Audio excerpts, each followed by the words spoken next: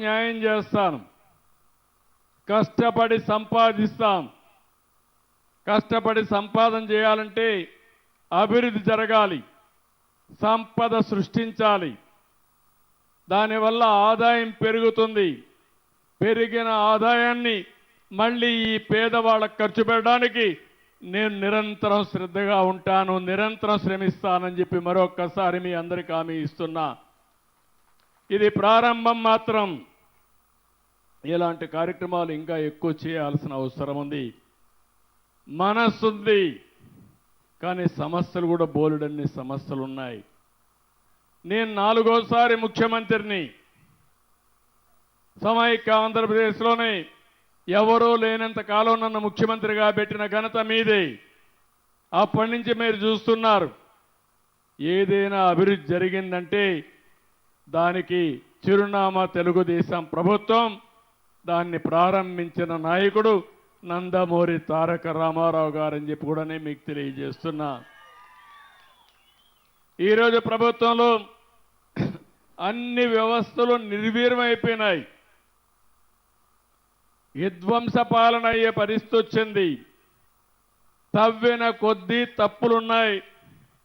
ఎక్కడ చూసినా అప్పులైపోయినాయి. వాళ్ళు చేసిన పాపాలన్నీ బయటపడుతున్నాయి. 10 లక్షల కోట్ల రూపాయలు అప్పు చేశారు. మన ఊర్లో కూడా ఎవరైనా సరే తల్లిదండ్రులు కొంత ఆస్తి ఇస్తే ఆ ఆస్తిని కాపాడకుండా ఊరూరు తిరిగి అప్పులు చేసి ఎక్కడికక్కడ తాగడానికి తిరగడానికి ఖర్చు పెట్టేస్తే ఆ కుటుంబం ఎట్లయితే నష్టపోతుందో అదేవిధంగా ఈరోజు రాష్ట్రం కూడా ఉంది. ఇష్టానుసారంగా అప్పులు చేశారు. ఎన్ని పాపాలు చేయాలన్నీ చేశారు. ఎక్కడికక్కడ అవినీతి కార్యక్రమాలు చేశారు. కడాన రాష్ట్రం అయితే దివాలా తీసి ఈ నెల జీతాలు ఇస్తామా లేదని భయపడే పరిస్థితి వచ్చింది. ఇంత మును పాలనలో మీరు చూశారు, నెలవారీగా జీతాలు ఇచ్చేవారు కాదు, ఎక్కడెక్కడో అప్పులు తెచ్చేవాళ్ళు. కడాన మద్యపానాన్ని కూడా మద్యపాన నిషేధం అని చెప్పిన పెద్ద మనుషులు దాన్ని కూడా తాకట్టు పెట్టి 25 సంవత్సరాలు తాకట్టు పెట్టి డబ్బులు తెచ్చి ఖర్చు పెట్టేశారు. కడాన ఎంఆర్ఓ ఆఫీసుల్ని హాస్పిటల్ కూడా తాకట్టు పెట్టి అప్పు తీసుకొచ్చే పరిస్థితికి వచ్చారు. ఇలాంటి చాలా దుర్మార్గమైన కార్యక్రమాలు చేసే పరిస్థితికి వచ్చారు.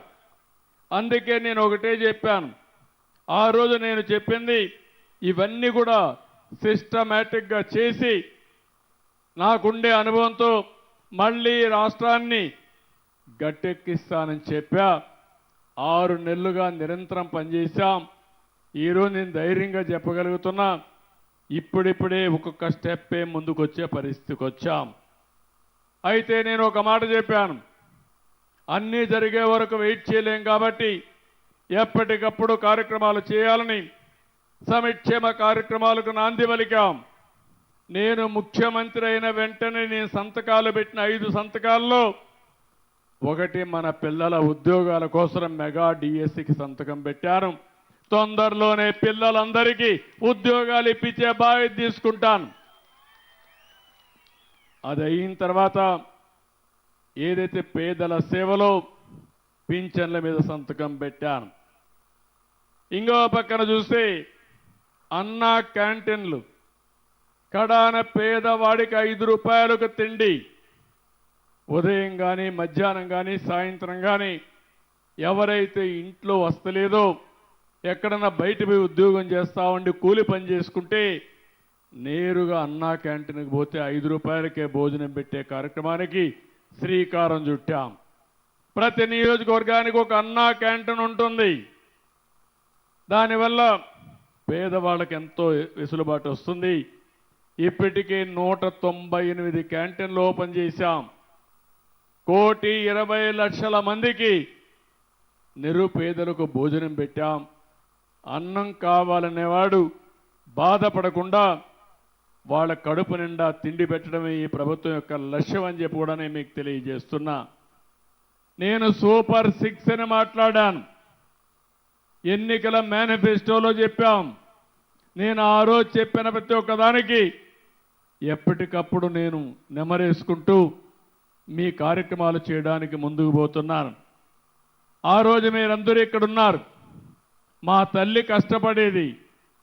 ఇంట్లో వంట గ్యాస్ లేకుండా నేను చిన్నప్పుడు చూస్తే ఆ పొగంతా వచ్చి కడుపులోకి పోయి కళ్ళలో నీళ్లు వస్తూ బాధపడుతూ చూసేవాడిని.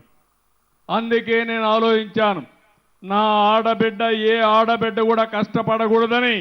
ఇప్పుడు కాదు, సమైక్య ఆంధ్రప్రదేశ్లో ముఖ్యమంత్రిగా ఉన్నప్పుడే దీపం కార్యక్రమం కింద ఉచితంగా వంట గ్యాస్ నేనే ఇచ్చానని మా ఆడబిడ్డలందరికీ గుర్తు చేస్తున్నా. ఈరోజు రేట్లు పెరిగాయి, ఆడబిడ్డలు కష్టపడుతున్నారు, మళ్ళీ కట్టెల పొయ్యికి పోయే పరిస్థితికి వచ్చారు. అందుకే ఆలోచించా